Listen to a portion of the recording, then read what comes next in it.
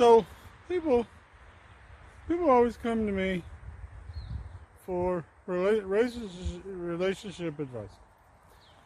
And one of the most common questions people ask me are, "Hey, how come I can't find my one true love, even though there's all these people out there that are available?" Well, as you know, we all have love languages where we have to find what it is that speaks to us in a person. But as we've been learning, there's a lot of us that might have some alien DNA, which makes it so that like our love language is kind of screwed up because it's like it's alien language, and so it's like this indecipherable nonsense. And so you're trying to find your one true love, and you got this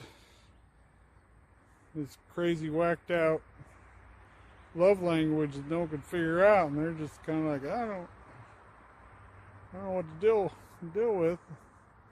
And then, of course, it could be that there are the people that you're picking, or probably they could be descendants of demon seed, which is horrible. Which is horrible. So you got your combination of you alien, and you don't know your language is like clearly over here, and then they're the demon seed, and maybe because your language is so messed up, you're attracted to the people with the demon seed, and they're just horrible, ain't good for anybody.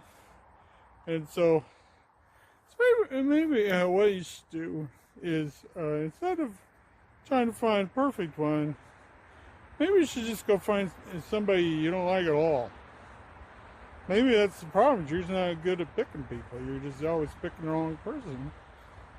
I mean, you just start off where you just don't like them to begin with, and then you got nowhere to go but to like them, or you could just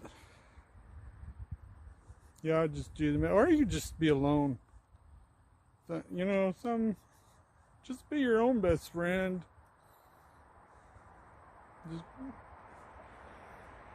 You probably shouldn't be promulgating the species anyway, because you're really bad at relationships, so you're probably going to screw all the kids too. So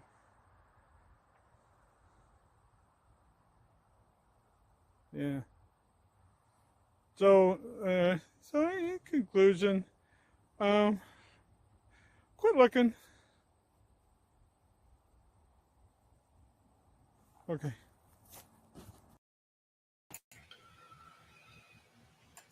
Oh, good morning. That was that video. People ask me what's my favorite video that I've ever done. I enjoy doing every one of them, but that one in particular is high on my list. I would probably put that at number 3 of my all time favorite videos I've done. And just so you know, the inspiration behind it is my niece. Because reasons. But anyway, I love her dearly.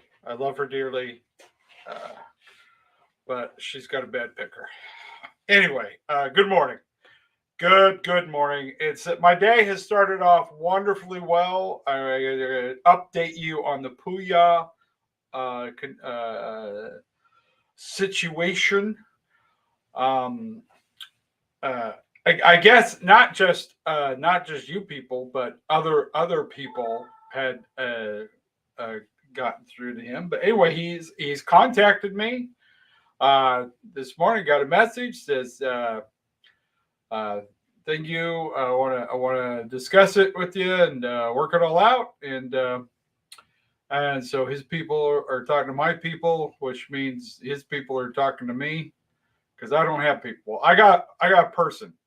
There's me, there's Tressa. So I don't my people is Tressa. Just so you know.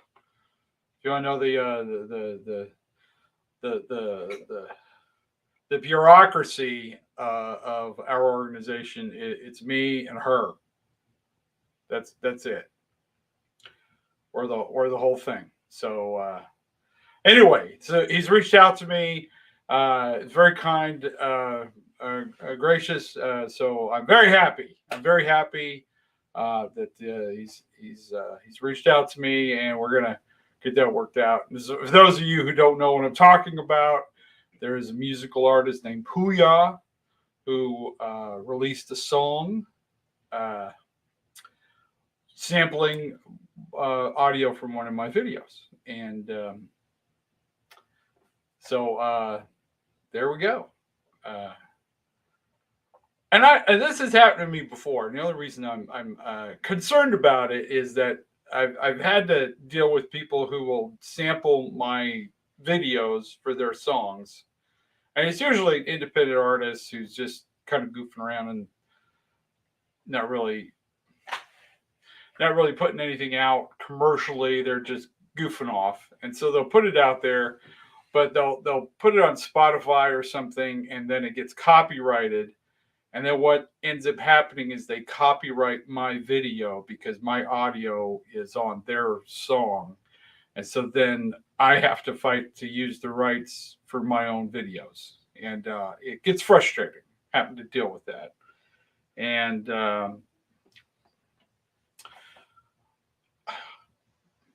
this was my first time to deal with a bigger label because Pouya is actually a very established artist, has quite a following, and so this is my first big boy legal issue.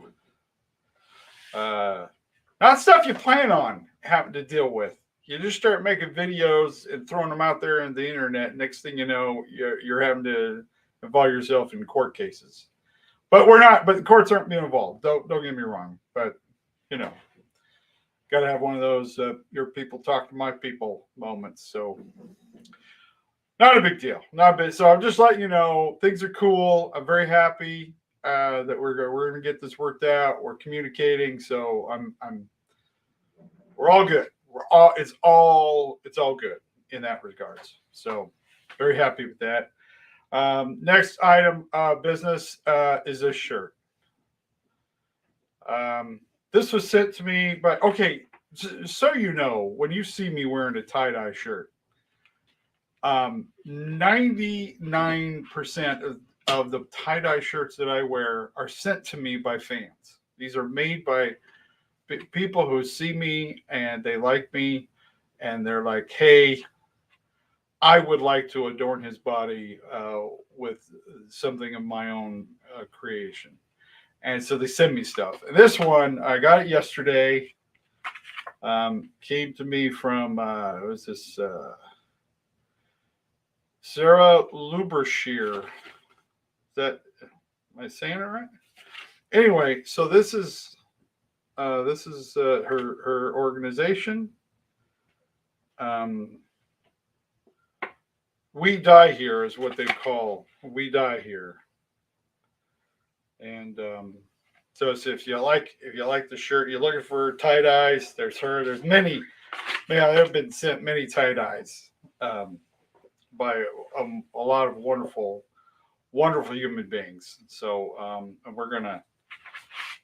I need to go through and reciprocate and send things to them, and that's one of the things I take it upon myself to do because I have my own items I want to share with the world. So I'll be doing that. But anyway, we're kind of having a short day today. We've got I got to go to court in Virginia. Nothing. It was a speeding ticket. And if you've ever been in Virginia, pretty much if you have out-of-state plates, they don't need much of a reason to pull you over because they figure, especially if you're out-of-state plates,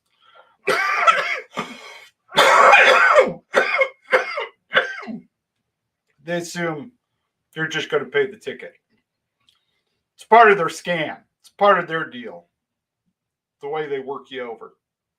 So we got pulled over basically for having out of state plates in Virginia because he said we were speeding, but I was in the flow of traffic. I was with another group of cars. I had a safe distance between me and the car ahead of me, had my cruise control on, right at the speed limit, and we were cruising along. And he pulled me over, said I was doing 7 miles faster than that. And, they won't let you get out of the car to go look at the radar because it's a safety hazard. You know what I mean? So, anyway, so I'm going to go hopefully fight it. But mostly I'm using this as an excuse to go down to North Carolina because I have a brother who lives in the Charlotte area. And we've had his family. Okay, so I'll tell you, he's married. His wife is Barbara, whom I've known almost my entire life because our families were in racing together. But we built race cars and stuff and raced together for years. So we knew each other's family, kind of like grew up as extended family. It's if you're into racing, especially small track racing, it becomes a family at the track. I mean, it's a really cool thing. If you ever want to look at a hobby to get into and spend a lot of money for no good reason whatsoever, auto racing is a great thing to do because you just meet a lot of wonderful people. It's a lot of fun. It's exciting. It's a challenge, putting the cars together and then racing. It was just a lot of fun. So anyway, we grew up with this family called the Uries. They were just very close to us. Them, the Uries, and then their cousins, the Bergners. We knew them through the Bergners, who were also a great racing family. And so we all kind of hung out together. Well, anyway, Trace and Barbara about the same age, and when it came time, they hooked up and they matrimonied each other and got married. And he worked for many years for Joe Gibbs Racing in NASCAR. So he's a very talented race car driver himself in his day. But he's also really great at building race cars. I mean, that was my childhood, was building race cars. And my brothers all, I wanted to be more on the other end of it because I got into racetrack announcing when I was 15 because my grandpa took over a racetrack called Santana Raceway in Utah. And so I kept bugging my grandpa about being a track announcer. And finally, one weekend, the regular announcer was in National Guard, and his drills were running over, and so he wasn't going to be able to make it on time to the races to start. And so my grandpa, I was working in the snack bar at the time. That was my job. I worked in the snack bar with my grandma, and I was down there working. And grandpa comes up. Comes into the snack bar and is like, Rodney, you still want to be an announcer? And I'm like, yeah. And he goes, okay, can you figure out the equipment? I'm like, yeah, I think so. And he goes, okay, we'll go get everything set up, and you're going to announce until Gator Joe gets here. Gator Joe Bowen was the regular announcer. So I'm like, okay. So I run up there. I had no idea what I was doing. I just started plugging stuff in until it started making noise. And, I knew almost all the racer drivers anyway, so I didn't have to worry about that. But he had cards where you could, of each driver and their sponsors and everything, stuff about them. But like I said, I already knew who all the drivers and the cars were, so that wasn't a big deal. So I did the announcing for the time trials. And while I was doing the announcing, Gator Joe shows up about 15 minutes into it. And so him and my grandpa sat together and listen to me do the announcing for all the time trials. Um, and they determined at the end of that yeah, I would be okay. I'd be good for being an announcer. And so he came up, and then I basically was his assistant. And when he wasn't there, I'd fill in, and then we would do kind of. We didn't really at first do any co-announcing. I mean, it was either him or me, and then we started doing stuff where I was kind of the man on the street, kind of roving guy, or we would do stuff uh, during the intermission together. We would talk about the races, talk about what was going on, and kind of the drama behind the over in the pits, that kind of stuff.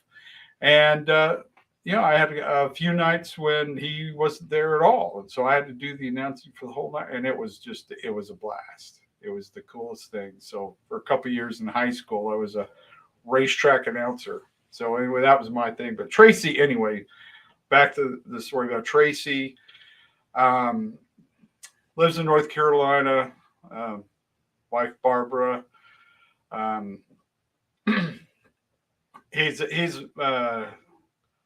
just go. I have great relationships with all my brothers and sisters. We grew up very close, and we were always just really good friends growing up, and just very close. And anyway, he's I'm not gonna talk about it, 'cause I don't want to bum everybody out. But anyway, something's happened with their family, and I'm going to go down there and spend some time with them. So go down and be there. So, but anyway, so there you go. So if you heard me talking about racing and stuff, I grew up in it and I love it. I wanted to do it's one of my passions. I love racing. I love race cars. Um, but I did see the kind of commitment, the amount of money you had to put into it, and I decided that I wasn't going to um, sacrifice other. There's other things that I had more of a passion for, performing and acting, so I went that route. But I do enjoy racing. I remember when I started dating Tressa, because I was smitten with this woman. But I took her to a car race, and she was not impressed. I think she got a headache, which it can't be. There was a lot of noise. It's very loud. But at that moment, I knew, okay, I didn't want to push it on her,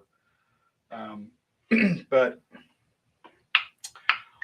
that's when I was like, okay, racing is gonna take a back seat for a while. So, well, she still lets me. She lets me go to races. When Tracy comes up, we go hang out at the Stafford Springs racetrack.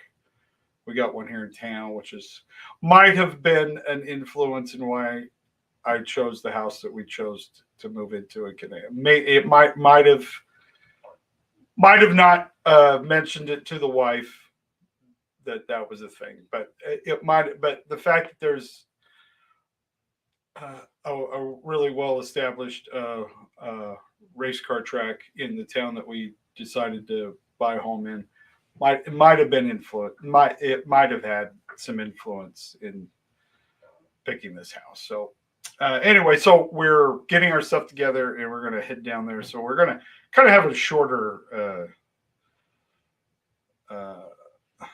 thing this morning.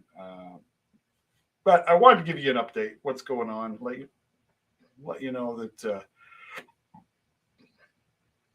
life is good, and I appreciate. I hope you're having a good day. Get out there and enjoy the ridiculousness of it all. It's like I was reminded. I came across the video this morning that I did about a year ago about ignoring things. And I reposted it, but and I remember when I was making the video, I was like, I was having some problems with the car that I was driving, and the check engine light had come on, been on for most of the trip, And I thought, it could be something serious, or it could just be. It turned out to be with new cars. This is a deal, but it was the gas cap. If you didn't tighten the gas cap all the way on, it would send an error code.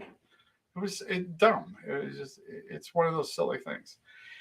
And so as I'm there at a rest stop on my way to Florida to do some shows down there last year, and uh, I was at a rest stop, and I'm looking at this check engine light, and that's where I got the inspiration for the video. Is that we have in our lives, we ignore things all the time. We ignore our health issues. We ignore things that we should not ignore, and yet we'll pay a lot of attention to things that don't deserve our attention at all. We'll become transfixed on those stupid things. So the point of the video is you ignore stuff all the time. Why don't you just choose to ignore crap that you have nothing to do with, stuff that you have no control over? You can ignore it. If there's nothing you can do about it, why are you paying any mind or attention to it?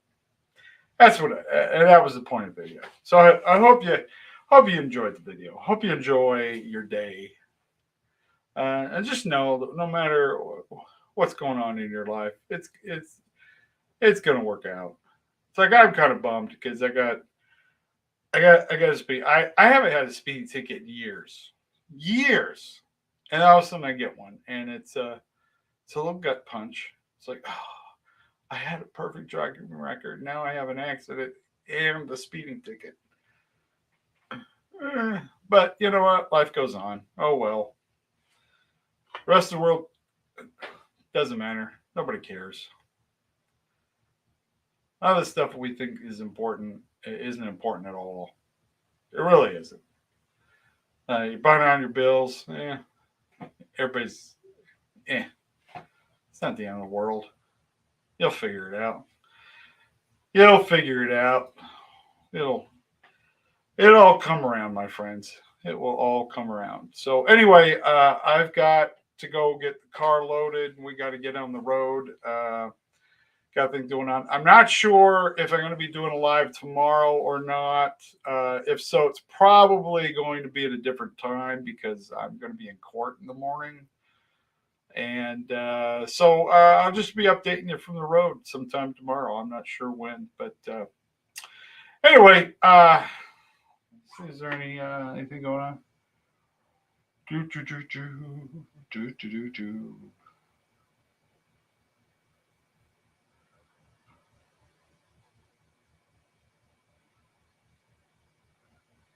Oh yes, yeah. Thank you for warning. Yes, you're right. You're right. My calendar this month is about ignoring things. It is. It's the quote that comes from the video I made a year ago. It's exactly right. So, if you don't know what I'm talking about, I have a calendar. Let me see if I can find one here.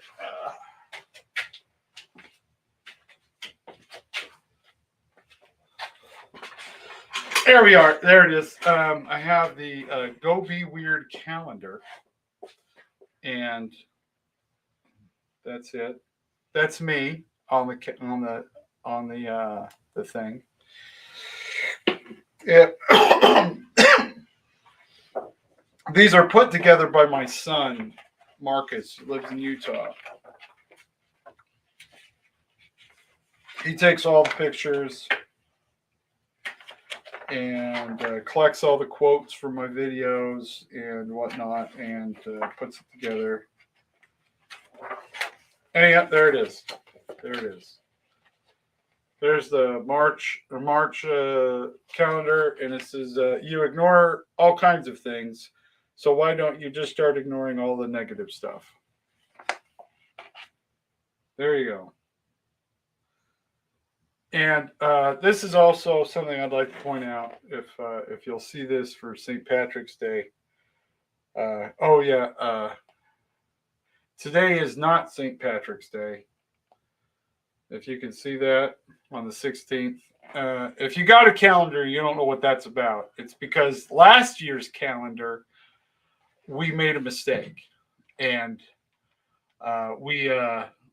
We didn't realize it until we'd actually published it and sent it out to people. And it was funny. It was an Irishman who pointed it out to me, the first one, and several others did it. But we had listed uh, March 16th as St. Patrick's Day last year on the calendar year before. So this year we corrected the mistake. We moved it to the proper date, uh, and uh, and just as an homage to our mistake, we like to point out, in case people this is carrying over some confusion from last year's calendar, uh, 16th is not St. Patrick's Day officially. Just so you know. So you'll find that only here. But also realized from last year's calendar that we added an extra day to November. So we had a November 31st, which so we're new at this. we're we're new at this. Uh, Absent-mindedism is a family trait, just so you know. But anyway, those are we still have some available. Um, uh, if you want one, I think we usually they're 20, $25, but you know what? If you go, I think we still have a code on there. We'll get into you for 15 if you want one.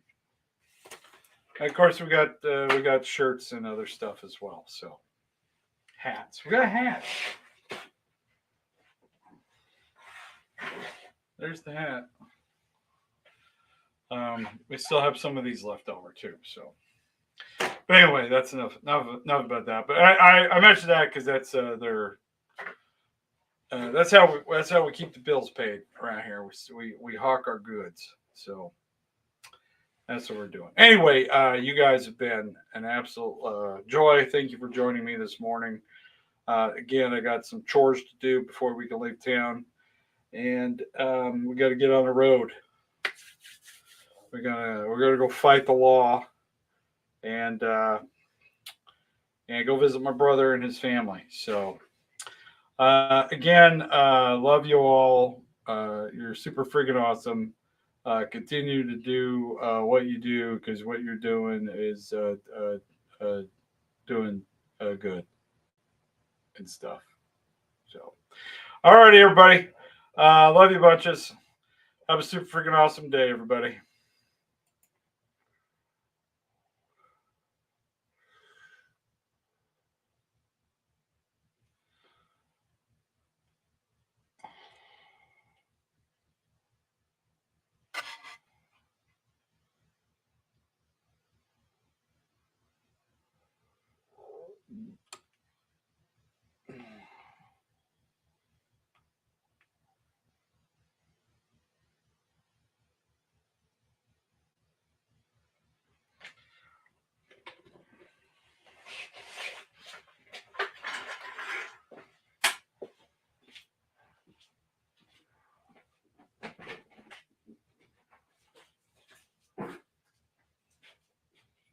Hey, um,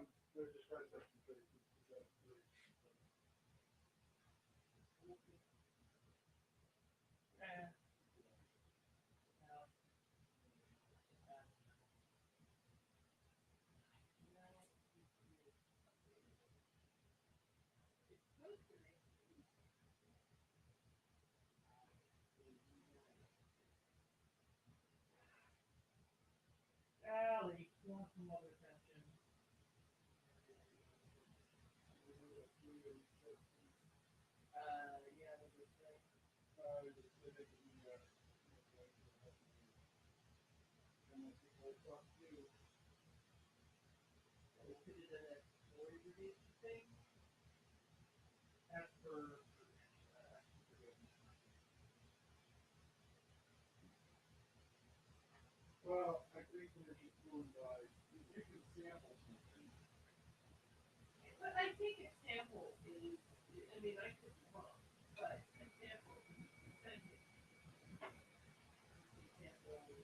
Yeah, and that's the thing.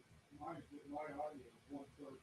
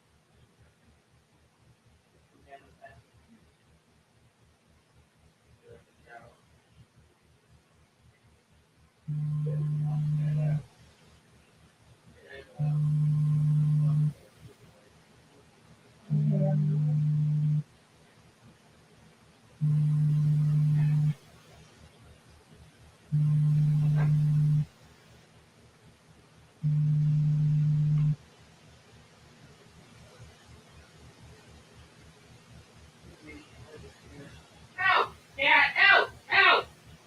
Come on, two cats. Let's go. Time for adventure. Out!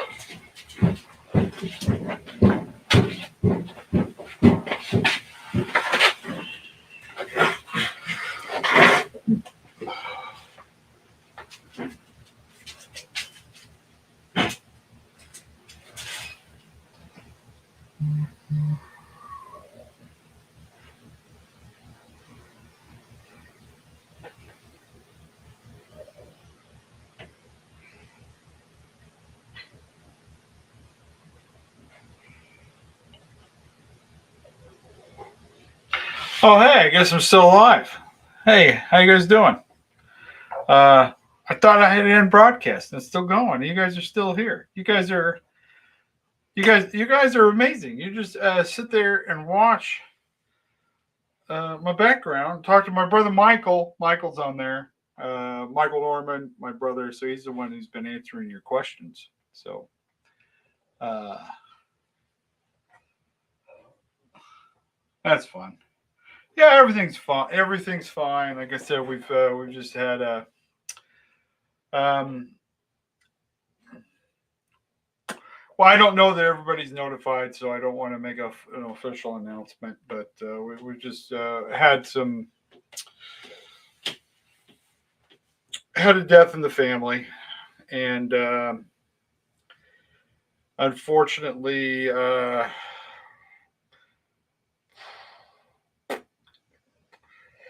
it was. I don't want to talk about the whole situation, but um,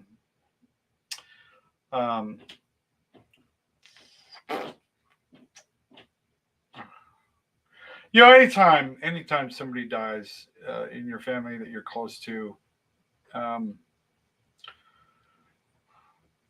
even though I wasn't as close as others were,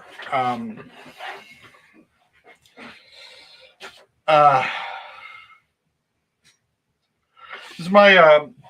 Well, I think everybody's been notified. I'll go ahead and tell you guys. My Barbara's mother, Ruth. Her father passed away a few years ago, Denny, and they were really incredible people. Um, they like I said, they were really family to us as we were growing up. Um, really kind of thought of them as an uncle and an aunt, really.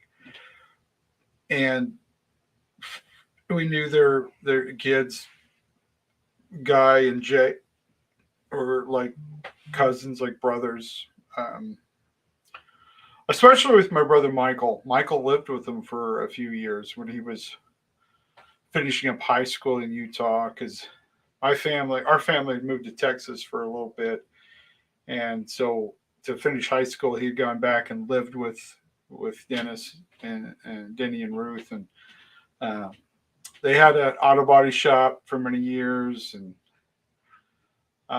they were just a great family. And then, of course, when Barbara and Tracy got married, that was pretty cool. That was, it made sense. It made sense. And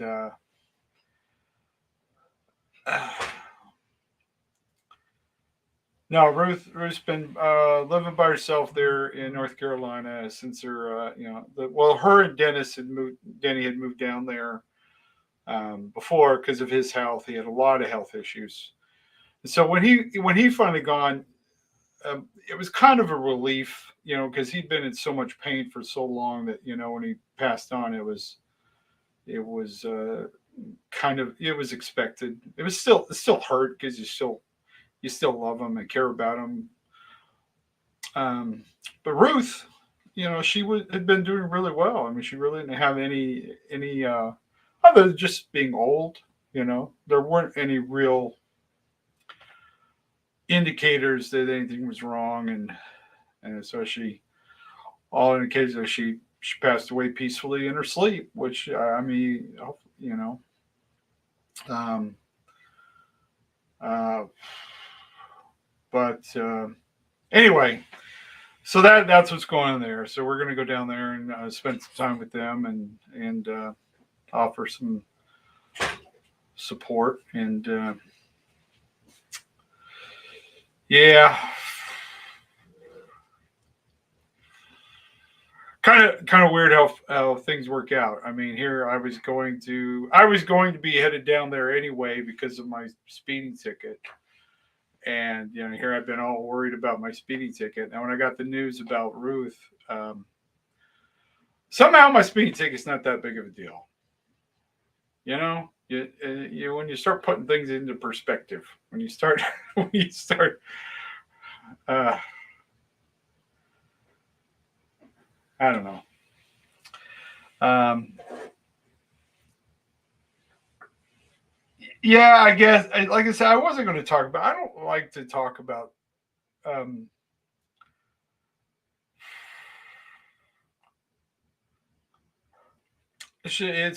it's tough. This is one thing that people reach out to me a lot about is dealing with death, and we all have to deal with it. I mean, it's just part of this whole thing is death, and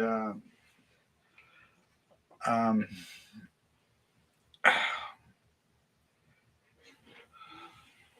it's just.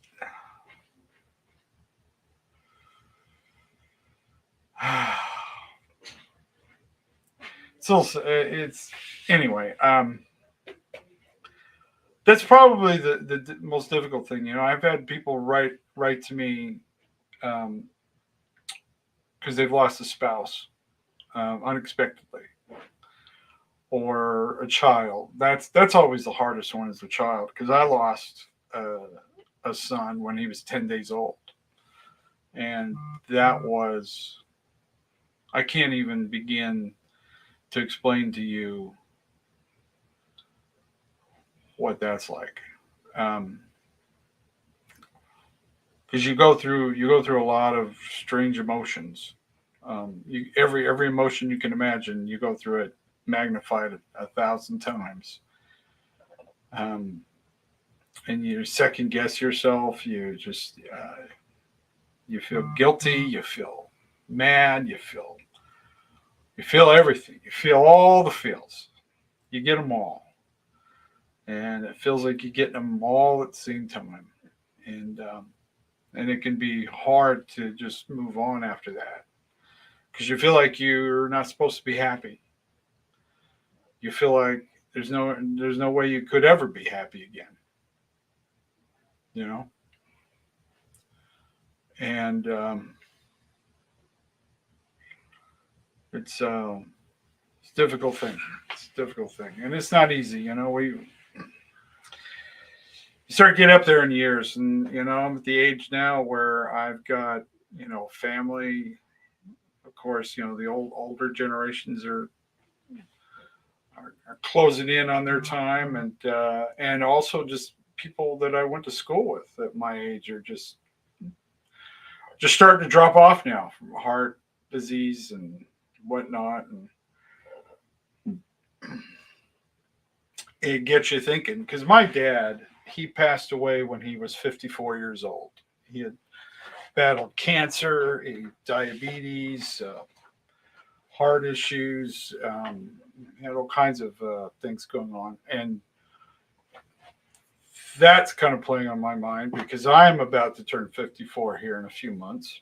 And I don't know, it's just,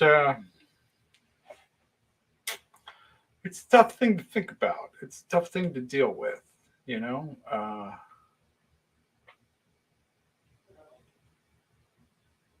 I don't know.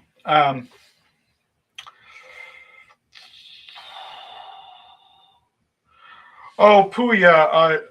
Okay, so Pouya wrote a song and he sampled, well, he used one of my videos. He used the audio from one of my videos in his song. But he did say he didn't.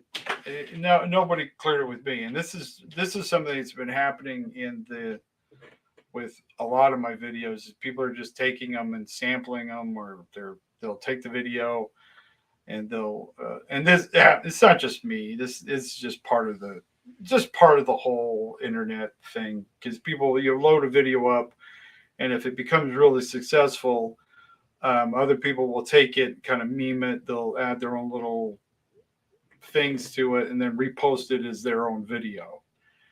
And if you're not, and you don't want to be a jerk about it. You don't want, you know what I mean? I mean, I get the internet and I understand you inspire people and in your art, and you want to be a part of that. You want to do that.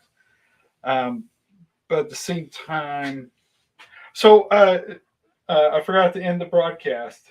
I know somebody sent me a thing. Yeah, so I guess there.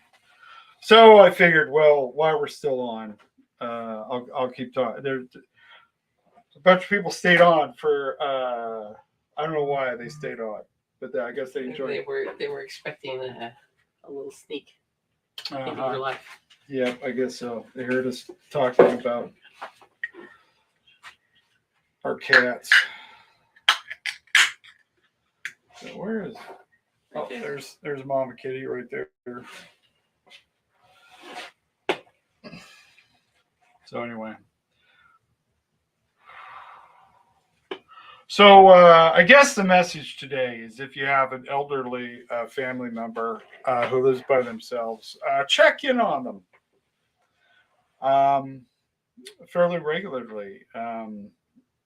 Just say hi. I've been trying to call my mother at least once a week. I'm stepping up my game for talking to my mother. I'm going to try to coordinate so we can go visit her a little more because she's in Missouri.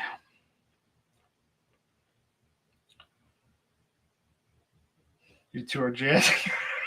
she's the best. So when I told her about the whole about Ruth and told her I wanted to go down to North Carolina, I'm not sure. I like I said, this all just happened yesterday, so I don't know of any arrangements that have been made as far as a funeral or anything. So, but we're just going to go down and share our condolences, and just kind of hang out. So, hello, Indy. James says hello.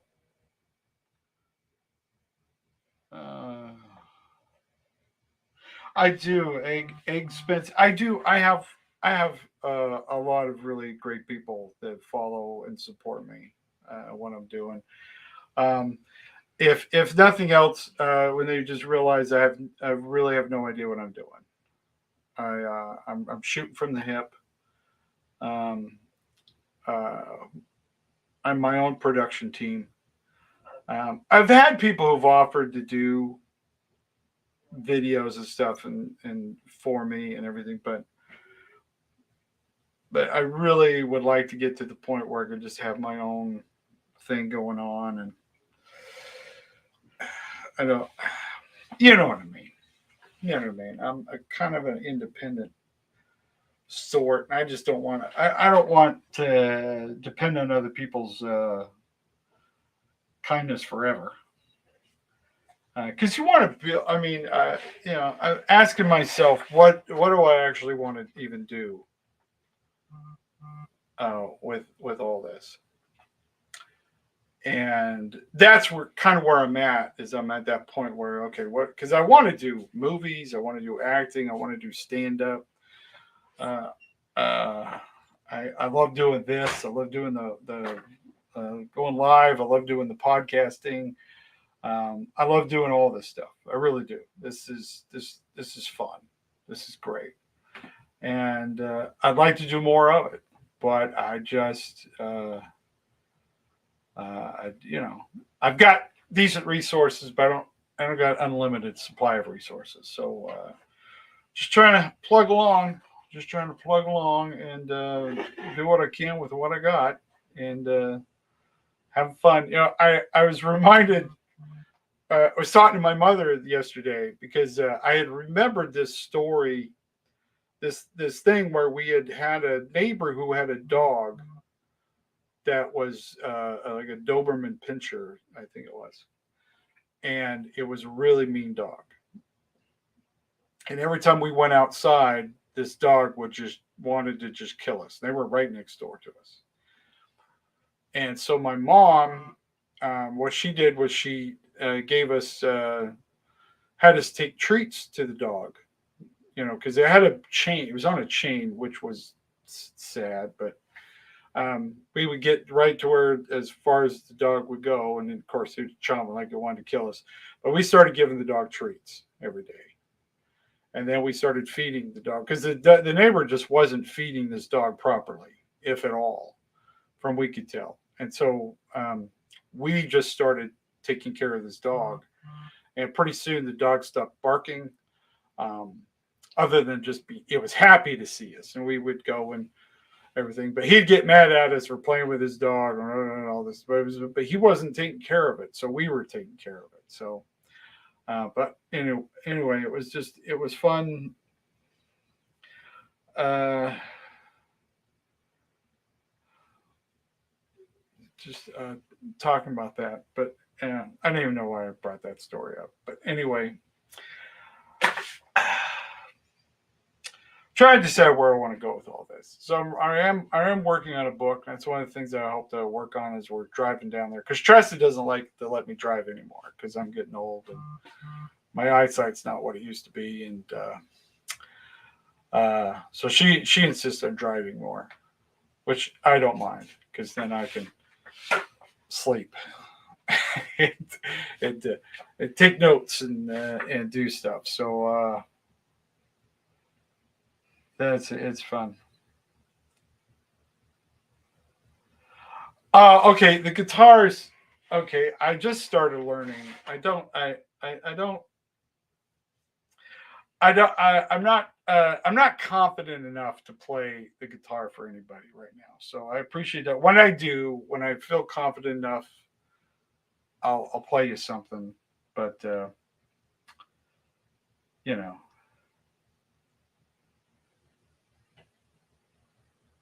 uh,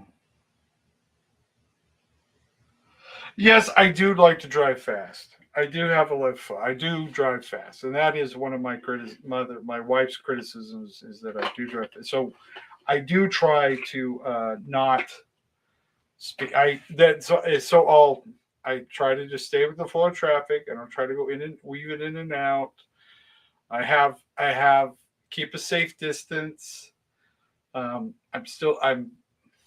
doing, but no, I do have like I said, I grew up in auto racing. Uh,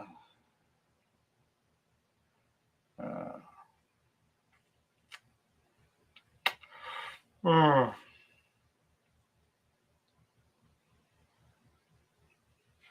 anyway, I do have things to do, and I really appreciate all of you for hanging around.